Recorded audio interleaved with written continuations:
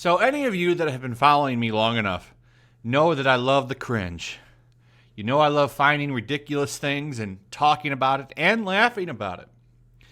This is a little bit different this time because this is an actual academic document, a journal article, as they would say. And that means that somewhere, well, specifically at the University of Washington, a professor sat down, said, I want to publish an article. What should I publish?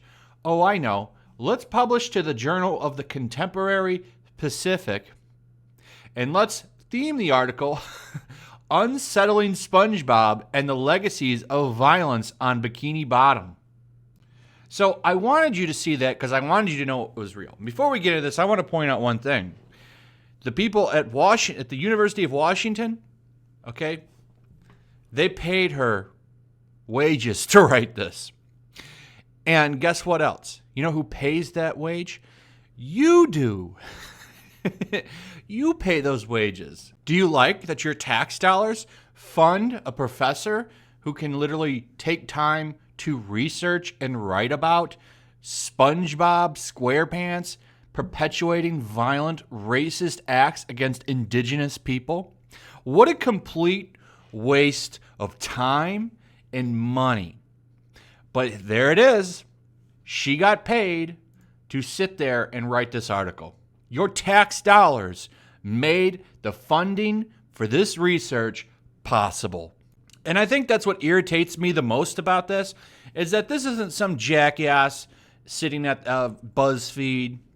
This isn't some student who's just writing a college thesis. This is an actual professor who gets a salary that's funded by the taxpayer, who can literally sit around and write about a cartoon show hurting POC, and later you'll find out women.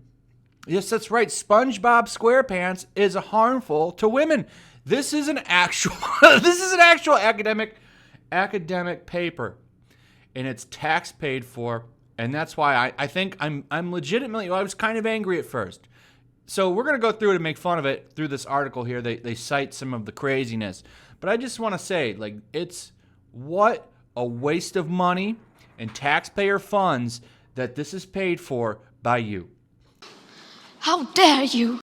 Anyway, let's go through this. Sorry about the little rollerball sound a second ago, if that picked up. Cat's in here playing with toys.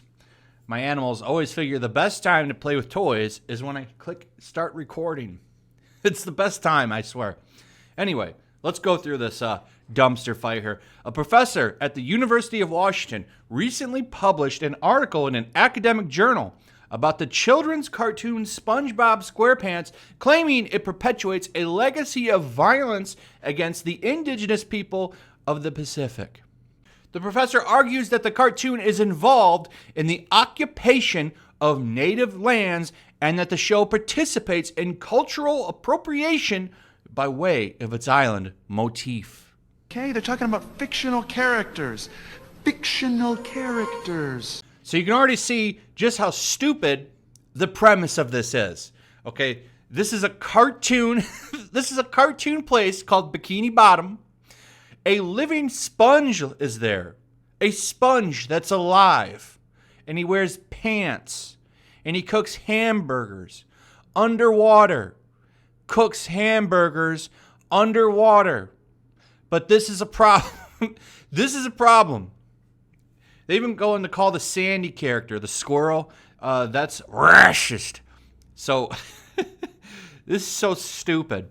There it is. There's the problem, the real problem of society right there, everybody. Look at that face of horror, that face of hate. That's a face of hate right there. Hurts children, makes them bitter, horrible women slapping machines. Right there, you see the face of hate in his eyes. So, a university professor deemed the beloved cartoon SpongeBob SquarePants violent, racist, and insidious. In a scholarly article, University of Washington professor Holly Barker published her musings on a yellow sponge cartoon character and his deep-sea pals in an academic journal called The Contemporary Pacific, a journal of island affairs. which features readable articles focused on social, economic, political, ecological, and cultural topics. In her article titled Unsettling SpongeBob and the Legacies of Violence on Bikini Bottom, Barker's chief complaint hinges on her perception that the show's fictional setting of the town of Bikini Bottom is based on the non-fictional Bikini Atoll and a coral reef in the Marshall Islands used by the U.S. military for nuclear testing during the Cold War. The indigenous peoples of the area were relocated during the testing, which eventually rendered the area uninhabitable due to residual radiation.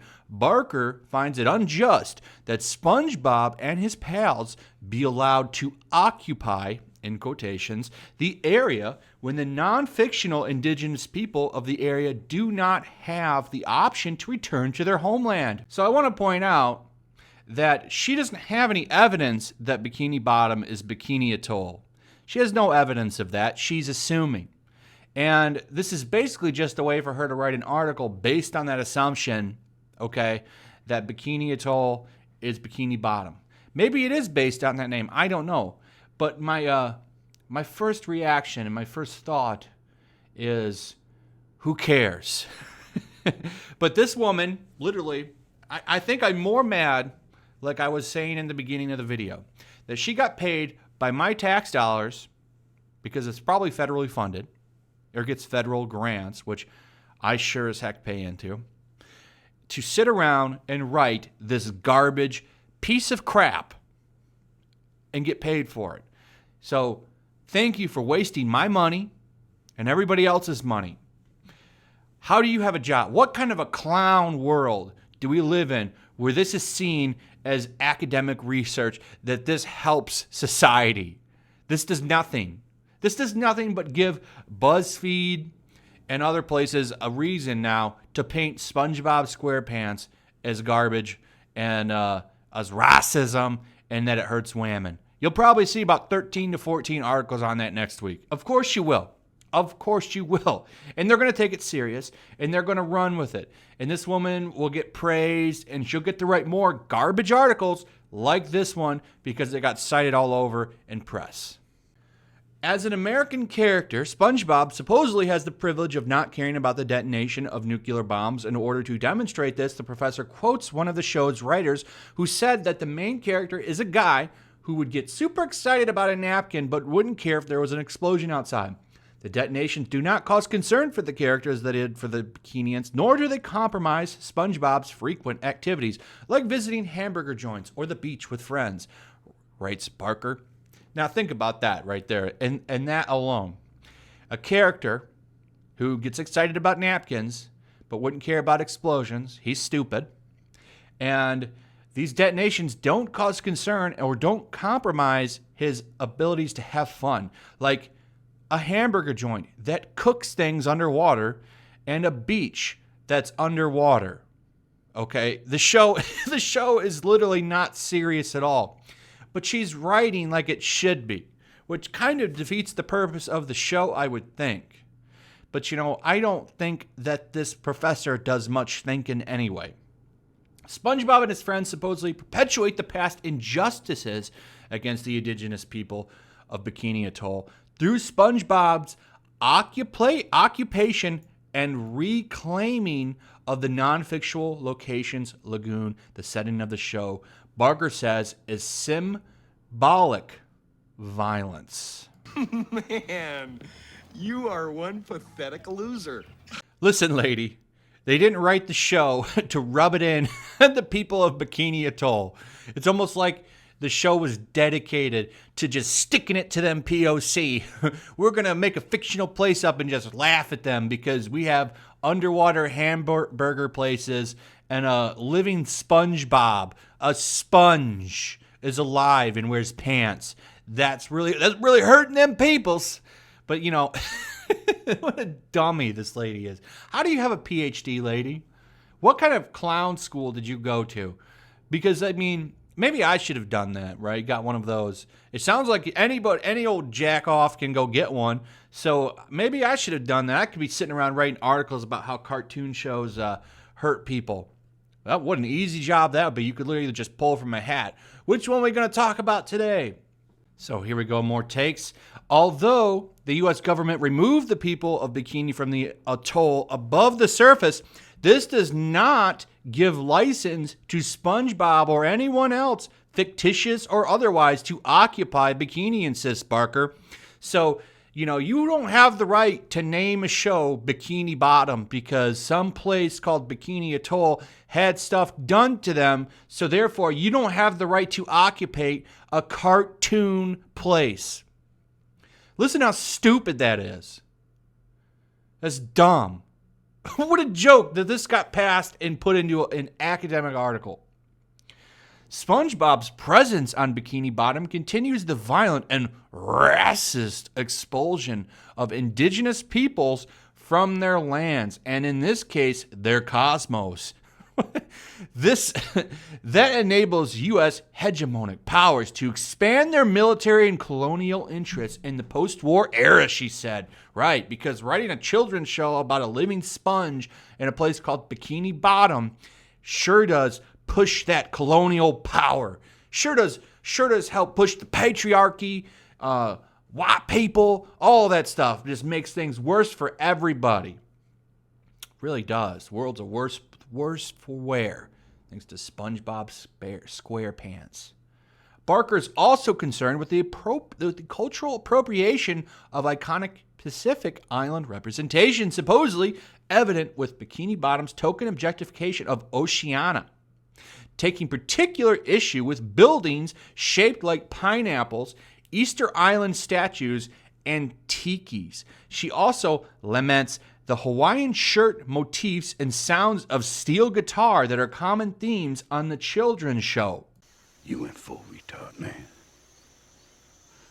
Never go full retard.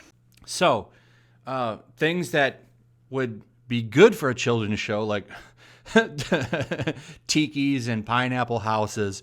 Apparently this helps cultural appropriation on a children's show about sponges and fish people that live in a town themed underwater. So we're going to take, island and other things you would kind of associate with the ocean, and we're going to go ahead and call that appropriately cultural appropriation. Okay.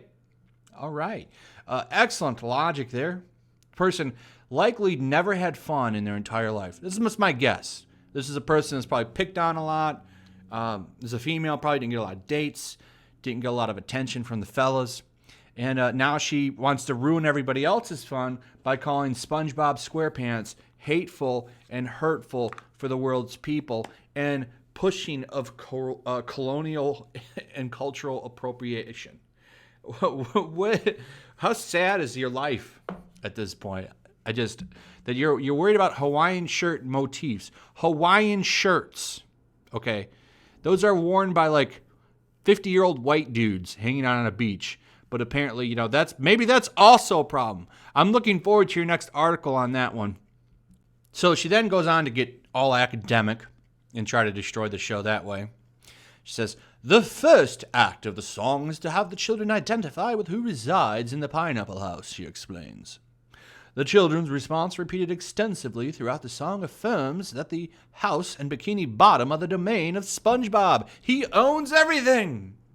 The stupid sponge guy is the ruler of the land and goes everything but short of calling him a white male, which I'm sure she desperately wanted to call him. Let's not get it twisted. The song's directive in constant horror and humor provide the viewer with an active role of defining Bikini Bottom as a place of nonsense, as the audience is instructed, if the nautical nonsense be something you wish, drop on the deck and flop like a fish. This lady, was she writing this? I wonder. I'm writing a serious article here. She's like, oh, this is so serious. I'm a serious academic scholar. By participating in the theme song along, Barker says the viewer becomes an unwitting participant in the co-opting of Bikini's story and the exclusion of the Bikinian people. I want to go ahead and skip down now to my favorite part. Listen to this part, this logic here. This is the logic. The professor complains that all of the main characters of the show are male, except for Sandy Cheeks, the squirrel whom she suggests was only created in order to boost the gender diversity of the show. That's right, the squirrel is there for diversity purposes. So we got to put her in there to boost it. That makes the show hurtful to women. It also, I skipped this part, colonialism is produced, reproduced, and normalized through the cartoon. That's a good quote right there. Barker concludes her article by insisting that even though SpongeBob's writers likely did not mean to infuse a children's show with racist, violent colonial practices, the show is part of a larger issue, an insidious practice of disappearing indigenous communities. We should be uncomfortable with the hamburger-loving American community's occupation of Bikini Lagoon and the ways it erodes every aspect of sovereignty. Also, don't forget that the name Bob represents the everyday man, a common American male, much like a Joe. Barker observes, concluding that our gaze into the world of Bikini Bottom as well as the surface of Bikini is thus filtered through the activities of men. Because most of the people on the show are men, and there's not enough women. So, there you go. You didn't know that, did you? That SpongeBob hurts indigenous people and ladies, and that it's hurtful of POC and helps patriarchy and all that stuff. You didn't know that, did you? Didn't you? Well, now you do. Now you know how terrible of a show SpongeBob is, how it hurts everybody. Nothing is safe. Where's the Ninja Turtles article? Oh, they're not that popular anymore? Not like SpongeBob is, so you don't talk about that? How it hurts turtles? What a joke. Now, my main problem here, though, what really irritates me, like I said, is that this is tax funded. Okay, this isn't a BuzzFeed thing, though I guess that's probably tax funded in a way. I bet some tax dollars get pumped into that garbage somehow through some back door. But it's just ridiculous. How do you feel? I don't know what you guys all do for jobs or what your way of getting income is, but how does it make you feel that some, if not a tiny fraction, of the taxes you paid somehow funneled into this woman's paycheck, and that she gets to use your hard-working money, your hard-earned dollars of hard work that you put in to earn? How does it make you feel that she got to sit there and write this pile of crap for hours? Probably took her like a week or two to put this together and have it edited and all that stuff. Like, this was a serious thing, and she's probably sitting around at some table. Colleagues, I'm writing about SpongeBob and how it hurts indigenous peoples and women. She got to sit there pompously, like an ass, writing about how a children's TV show hurts people while you were working hard, doing something, that took time and effort. But part of your tax dollars pay for this woman to do this garbage. I think that's what really irritates me the most about this. It really does. What a joke. What a joke. Academia is a joke. College at this point is a joke. It's a joke that this will be studied and used by people. Anyway, let me know your thoughts on this. Like and subscribe. Hit the notification bell. And make sure you're still subscribed. That's a thing. And I will see you guys on the next one. Peace.